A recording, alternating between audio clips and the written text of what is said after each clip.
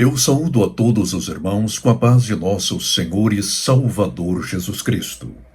Hoje, sempre com a ajuda de Deus, trataremos do seguinte tema: como enfrentar uma crise sem perder a calma nem a alma. Que Deus nos abençoe nesta mensagem e que o Espírito Santo nos conduza a melhor compreender a palavra de Deus. Querido irmão, não se esqueça: a Bíblia Sagrada é a inspirada, inerrante, infalível, absoluta, completa, única e eterna Palavra de Deus.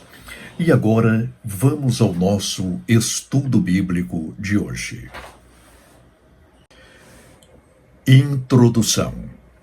Ainda encerrado em casa devido ao Covid-19, voltei a dar-me conta de que o mundo que eu conhecera até o último mês de março de 2020 não existe mais. Lojas fechadas, ruas quase desertas e igrejas tristemente vazias. À distância, vejo os logradouros públicos, praças, hortos e jardins elegiacamente esvaziados. Apavoradas e já beirando ao desespero, as pessoas esquivam-se umas das outras. Só com muita dificuldade arranca-se desta um tímido bom dia e daquela uma boa noite furtiva e quase inaudível. Os últimos dias e noites têm sido de apreensão e medo. Neste cenário pré-apocalíptico, vem-me ao espírito uma pergunta que, sem dúvida, muitos estão a fazer: como atravessar o atual momento? Embora eu não seja especialista em crises, quero partilhar com você, querido irmão, minha experiência pessoal. Desde a chegada desse agente infeccioso, venho observando alguns cuidados espirituais, devocionais e emocionais, com o intuito de afugentar o vírus do medo, mais deletério que o Covid-19. Isso não significa, porém, que eu haja descurado as precauções sanitárias recomendadas. Afinal, a Bíblia Sagrada, a inspirada e inerrante Palavra de Deus, recomenda-nos sabedoria e prudência em todas as instâncias de nossa jornada aqui na Terra. Se você, querido irmão, permitir-me, quero mostrar-lhe como venho enfrentando este capítulo tão singular da história dos filhos de Adão e Eva. Antes de tudo, busquemos uma definição de crise. Tópico número 1. Como definir uma crise? É na crise que passamos a conhecer o próprio coração.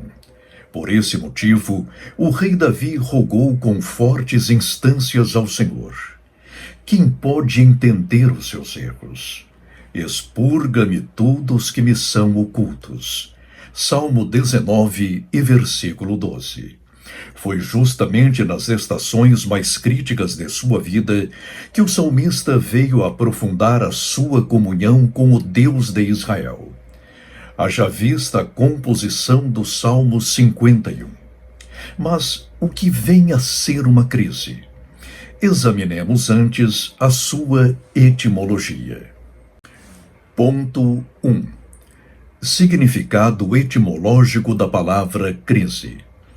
O vocábulo crise, conforme o encontramos em nossos léxicos, procede da palavra grega krisis. Este termo não significa apenas momento difícil ou decisivo. Significa, outro sim, uma excelente oportunidade de discernir e de julgar as coisas. Em seu grande dicionário etimológico prosódico da língua portuguesa, o professor Francisco da Silveira Bueno oferece-nos mais algumas informações acerca do significado dessa palavra: transformação, conjuntura e perigo, e situação difícil. Ponto 2. Definição de crise. A crise, por conseguinte, pode ser definida como um período de adversidade singular, muitas vezes inesperada, que desafia todos os recursos espirituais, morais e emocionais, quer de uma pessoa, quer de uma nação, forçando-nos a superar todas as nossas limitações e constrangendo-nos a ir além de nossas forças. Ponto 3. Crise, um momento de autoavaliação e de renovar as alianças com o Senhor. É justamente nas crises que passamos a conhecer a nós mesmos, a nossos irmãos e amigos e principalmente a Deus. Item A. O conhecimento de si próprio. O salmista, como excelente teólogo, reconhece que, sem a crise pela qual passara, jamais teria alcançado a perfeição espiritual. Antes de ser afligido, disse ele, andava errado. Mas agora tenho guardado a tua palavra. Salmo 119 e versículo 67. Item B. O conhecimento do verdadeiro amigo e irmão.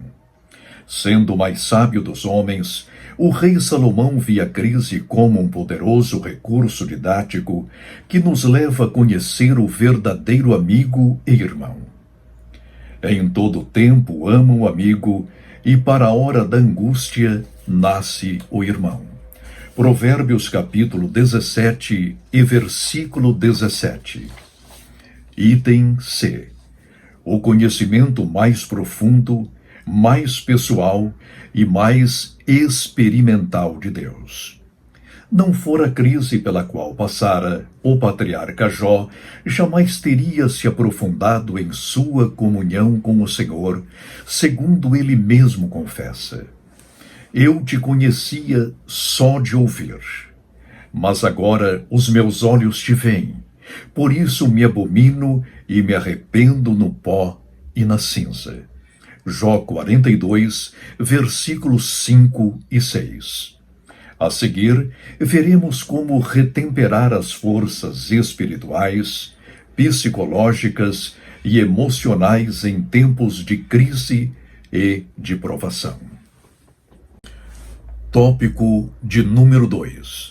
Em primeiro lugar, não se esqueça: há um Deus no céu. No momento crítico de seu ministério, quando a sua morte já estava decretada, professou Daniel ousadamente ao rei Nabucodonosor: mas há um Deus no céu. Daniel capítulo 2 e versículo 28. A partir desta profissão de fé, o santo profeta e seus amigos experimentaram um grande livramento na corte babilônica. Em momentos de crise, por conseguinte, tomemos as atitudes certas. Ponto 1. Creia que Deus existe. Numa crise como esta, aproxime-se de Deus crendo que Ele existe e que está sempre pronto a intervir em prol dos que o amam. É o que nos recomenda o autor da Epístola aos Hebreus. Prestemos atenção. Ora, sem fé é impossível agradar-lhe, porque é necessário que aquele que se aproxima de Deus creia que Ele existe e que é galardoador dos que o buscam. Hebreus capítulo 11 e versículo 6. Ponto 2. Creia que Deus trabalha em prol dos que nele confiam. Nessa luta, querido irmão, não estamos sós, porque Deus está a trabalhar em nosso favor, porque nele acreditamos piamente. Consolemo-nos, pois, nestas palavras de Isaías, porque desde a antiguidade não se ouviu, nem com o ouvido se percebeu, nem com os olhos se viu um Deus além de ti, que trabalha para aquele que nele espera. Isaías 64 e versículo 4. Ponto 3. Deus está conosco no fogo da provação. Todos estamos sendo duramente provados nesta crise que, tendo início no Extremo Oriente, alcança agora o mundo todo. mas é justamente neste cadinho de aflição que mais sentimos o amor e a proteção de Deus. Descansemos, pois, na promessa divina. Quando passares pelas águas, estarei contigo, e quando pelos rios, eles não te submergirão. Quando passares pelo fogo, não te queimarás, nem a chama arderá em ti. Isaías 43, e versículo 2. Tópico de número 3. Alimente-se diariamente da palavra de Deus. Conta-se que, durante a Guerra Civil Americana, que se alongou de 1861 a 1865, o presidente Abraham Lincoln leu repetidas vezes o livro de Jó, belíssima obra sapiencial da Bíblia Sagrada. Nas provações do santo patriarca, o mandatário norte-americano achava repouso e verdadeira paz. Em horas de crise, querido irmão, refugiemo-nos na palavra de Deus. Ela é inspirada e inerrante. Somente ela dá-nos paz. Ponto 1. Leia a Bíblia diariamente. Quer na crise, quer no remanso, leiamos a Bíblia Sagrada diariamente, para que, diariamente, sejamos alimentados com o pão que desce do céu. Imitemos o exemplo do salmista. Ó, quanto amo a tua lei! É a minha meditação em todo dia. Salmo 119, e versículo 97. Ponto 2. Lendo-a diariamente, tornamo-nos sábios para a vida eterna. O crente que lê a Bíblia com regularidade, diariamente, torna-se precavido e sábio, capacitando-se a discernir os tempos e as estações. Jamais se deixa contaminar por notícias ruins e desencontradas, como só ia acontecer em tempos de crise e de emergência. Eis como o autor sagrado encarava notícias ruins e anúncios de calamidade. Não se atemoriza de más notícias. O seu coração é firme, confiante no Senhor. Salmo 112, e versículo 7. Ponto 3. Estudando-a diariamente, sabemos que nenhum cativeiro é eterno. No enfrentamento de uma crise, temos a impressão de que esta é eterna. Sabemos quando ela começou, mas não quando terminará. Voltando-nos, porém, ao livro de Deus, a Bíblia Sagrada, conscientizamo-nos de que nenhuma tristeza há de durar para sempre.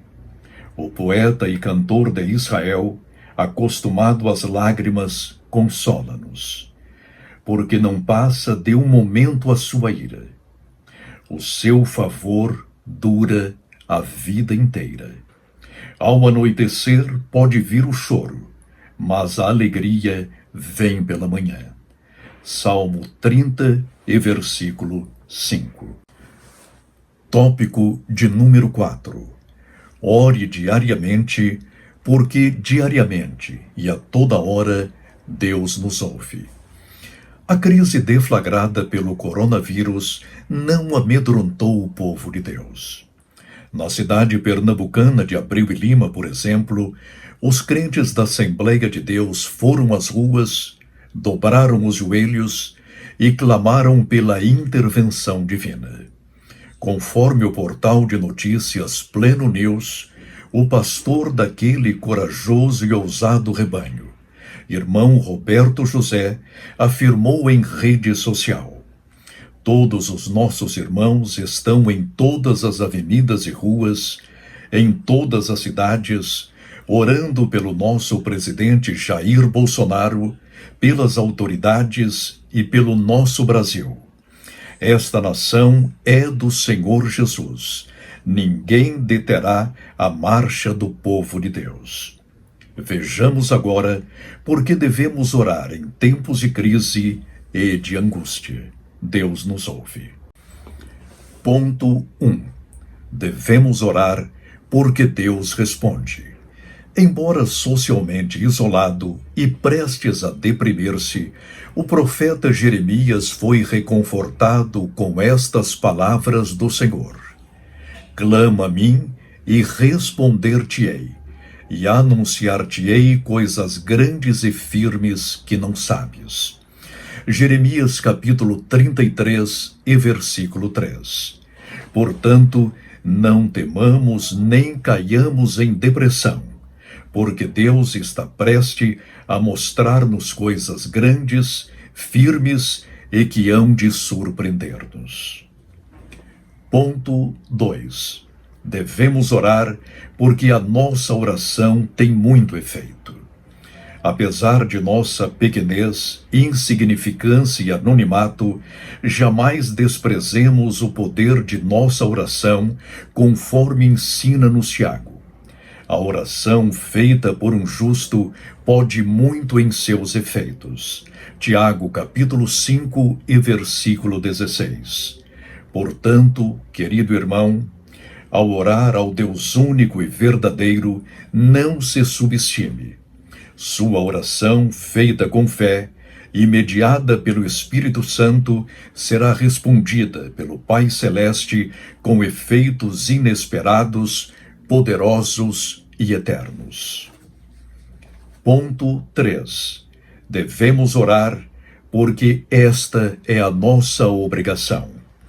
Não somente nas crises, mas também nas bonanças, oremos pelos que se acham em evidência, para que, no temor de Deus, cumpram os seus deveres em prol do bem comum, conforme recomenda-nos o apóstolo Paulo. Admoesto-te, pois, antes de tudo, que se façam depregações, orações, intercessões e ações de graças por todos os homens, pelos reis e por todos os que estão em eminência, para que tenhamos uma vida quieta e sossegada em toda piedade e honestidade. Porque isto é bom e agradável diante de Deus, nosso Salvador, que quer que todos os homens se salvem e venham ao conhecimento da verdade. Porque há um só Deus e um só mediador entre Deus e os homens, Jesus Cristo, homem. 1 Timóteo, capítulo 2, do versículo 1 ao 4. Tópico de número 5. Não dê lugar aos rumores, mas procure sempre a verdade. John Wesley, 1703 a 1791, lia regularmente os jornais para ver o que Deus estava fazendo no mundo. Todavia, o fundador da Igreja Metodista, como sábio e precavido obreiro de Cristo, sabia como filtrar as notícias que diariamente chegavam-lhe através da imprensa. Semelhante precaução devemos tomar nós, neste momento, a fim de que não nos submerjam em informações dúbias, inexatas e tendenciosas. Mas, desde já, agradeço a Deus pelos jornalistas que, com fidelidade, exatidão e sem parcialismos, buscam retratar-nos a realidade das coisas. Ponto de número 1. Os boatos desagradam a Deus e prejudicam o povo. Quem ama realmente a pátria e faz do jornalismo os olhos e os ouvidos da nação, como diria Rui Barbosa, jamais divulga boatos e inverdades, mas venha realçar a exatidão dos fatos, pois a boataria leva ao desassossego e à destruição a todos. Quanto às notícias falsas, adverte-nos o Senhor por intermédio de Moisés. Não espalharás notícias falsas, nem darás mão ao ímpio, para seres testemunha maldosa. Não seguirás a multidão para fazeres mal, nem deporás numa demanda, inclinando-te para a maioria, para torcer o direito. Êxodo capítulo 23, versículos 1 e 2. Todavia, volto a repetir, louvo a Deus pelos jornalistas e órgãos de imprensa que porfiam em transmitir-nos fielmente as informações, mostrando todos os lados de um fato. Isto é jornalismo. Ponto 2. Examinemos tudo e retenhamos apenas o bem. Através da mídia, chegam-nos milhares de informações todos os dias. Por esse motivo, temos de ser cuidadosos e seletivos ante uma informação. Examinemo-la cuidadosamente. Vejamos-lhe a procedência e provemo-la de maneira crítica, prudente e sábia, conforme recomenda-nos o apóstolo Paulo aos irmãos em Tessalônica. Examinai tudo, retende o bem. 1 aos Tessalonicenses, capítulo 5 e versículo 21. Não podemos consumir acriticamente uma notícia. Se não primar pela exatidão e pela fidelidade aos fatos, descartemo-la. Não nos coloquemos de forma alguma sob a tirania da informação. Tenhamos a verdade como a nossa máxima referência, conforme declara o doutor dos gentios. Porque nada podemos contra a verdade, senão pela verdade. Segundo aos Coríntios, capítulo 13 e versículo 8. Ponto 3. Tenhamos informações seguras com o intento de levar adiante o ministério da intercessão. No desempenho do ministério da intercessão, temos de ter informações seguras e fidedignas. De outra forma, como faremos nossas petições ao Senhor? Por essa razão, levemos em conta a tríplice observação do Mestre Divino. Olhai, vigiai e orai, porque não sabeis quando chegará o tempo. Marcos capítulo 13 e versículo 33. Observação, vigilância e oração. Assim posta-se o atalaia divino em sua torre, a fim de agir sacerdotal e profeticamente. De acordo com o que observa, põe-se a vigiar, e como resultado daquilo que vê e discerne, ora e ato contínuo denuncia o pecado, a opressão e as investidas do maligno. Logo, informações seguras levam-nos a intercessões eficazes. Tópico de número 6. Não tenha medo, mas seja prudente e sábio. Num período de crise, as primeiras vítimas são a coragem, a razão e o bom senso. Por esse motivo, vençamos logo de início o medo, para que ele não venha a escravizar-nos. O presidente Franklin Delano Roosevelt, que governou os Estados Unidos durante a Segunda Guerra Mundial, afirmou: a única coisa que devemos temer é o próprio medo. Portanto, jamais temamos. O Deus de Israel estará conosco no vale da sombra e morte, no vale da decisão e no vale do desafio. Ponto 1.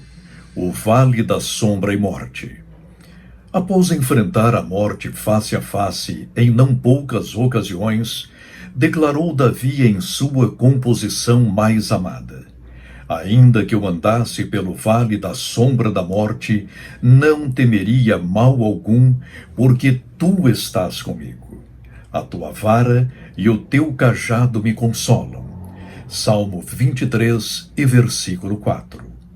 Em momentos como este, não temamos nem o vale, nem a sombra e muito menos a morte, porque o Senhor está conosco. Tomemos os cuidados prescritos, sabendo, porém, que a nossa vida está nas mãos de Deus. Segundo o seu querer, viveremos, e de acordo com a sua vontade, morreremos. Quer vivamos, quer morramos, Louvado seja o nome do Senhor. Ponto 2. O Vale do Desafio. Estando os israelitas acampados no Vale do Carvalho e já prestes a enfrentar os filisteus, eis que sai Golias a desafiar o povo de Deus a uma peleja singular. E por 40 dias ininterruptos, o gigante oprimiu Israel com aquela cantilena, até que Davi, revestido pela virtude do Espírito Santo, deitou por terra. 1 Samuel 17, versículo 16, e do versículo 50 ao 52. Antes, os 40 dias de afrontas e desafios do filisteu. Agora, a quarentena que nos restringe em casa e impede-nos de administrar normalmente nossa rotina. Aquietemo-nos. Não estamos sós. Desafia-nos neste momento, não um homem de 2 metros e 83 centímetros, mas um agente infeccioso de 400 a 500 nanômetros. Embora invisível a olho nu, é tão nocivo quanto Golias, não tanto por sua letalidade, mas pela publicidade que, inexplicavelmente, veio adquirir. Mas a semelhança de Golias há de cair por terra, pois nem o gigante nem o vírus desafiará impunemente o povo de Deus e esta nação, o Brasil. Não se espante com rumores nem com notícias. Previna-se. Siga as recomendações das autoridades sanitárias. Mas não tenha medo, porque o nosso Deus está no controle de todas as coisas.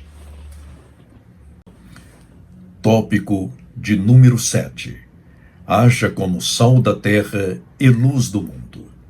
Neste momento, querido irmão, hajamos como sal da terra e a luz do mundo, conforme recomenda-nos o Senhor Jesus. Mateus capítulo 5 e versículo 13. Aproveitemos este instante para demonstrar na prática o nosso testemunho, a nossa confiança em Jesus Cristo, o eterno Filho de Deus, e a paz que nos inunda o espírito, a alma e o coração. Ponto 1. Como sal e luz, falemos de Jesus Cristo. Eis uma oportunidade áurea de se levar o Evangelho de Cristo aos desesperançados. Mostremo-lhes que Jesus é o único caminho. Ele é, de fato, a única solução. Ponto 2. Como sal e luz, consolemos os aflitos. Não são poucas as pessoas que, neste momento, acham-se desesperadas e em profunda depressão. Que elas saibam estar o Senhor Jesus Cristo no absoluto comando de todas as coisas. E que, em breve, repito, livrar-nos-á Ele deste cativeiro. Ponto 3. Como sal e luz, mostremos os efeitos práticos de nossa fé santíssima e da paz que Jesus nos outorgou. Sim, querido irmão, em momentos como este, somos mensageiros da paz que excede todo o entendimento. Somente esta paz, inexplicável e inexcedível, livrar-nos-á e levar-nos-á a ver o amanhã com renovada esperança, porque Deus está conosco. Conclusão. Finalmente, querido irmão em Cristo Jesus, não se esqueça de sua igreja e da comunhão dos santos. Ore e interceda por seu pastor. Não deixe de contribuir com seus dízimos e ofertas, porque as despesas de nossos templos não estão de quarentena. E Deus tomará conta de seu emprego e de sua vida financeira.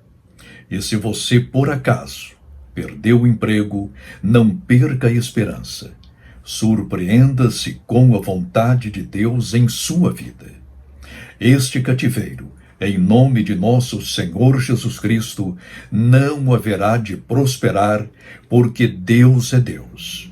Aliás, a Igreja de Cristo há de ressurgir mais forte, mais poderosa, mais aguerrida e muito mais avivada no poder do Espírito Santo. Quanto ao Brasil, há de reaparecer como nova potência mundial e principalmente missionária. Daqui partirão evangelistas e missionários para todo o mundo. Não deixe de orar pelo presidente Jair Bolsonaro e pelas autoridades constituídas. Que Deus nos ajude. Senhor Deus, eu te agradeço porque estás no absoluto comando de todas as coisas. Não estamos sós.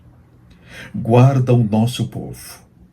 Ilumina, Senhor, as autoridades sanitárias para que façam a coisa certa, para que ajam corretamente e que tirem o nosso povo desta ameaça. Dá-lhe sabedoria. Abençoa o presidente desta república, os governadores de estado, os prefeitos e as demais autoridades constituídas. Abençoa nossa pátria. Abençoa a América Latina. Abençoa as Américas. Toma conta da tua igreja até os confins da terra. Quanto a nós, estamos nas tuas mãos. De acordo com o teu querer, viveremos. De acordo com a tua vontade, morreremos. Mas, quer vivamos, quer morramos, louvado seja o teu nome. Senhor, nossas vidas estão nas tuas mãos. Em nome de nosso Senhor Jesus Cristo, verdadeiro homem e verdadeiro Deus. Amém. A graça de nosso Senhor Jesus Cristo, o amor de Deus e a comunhão do Espírito Santo sejam com todos vós. Amém.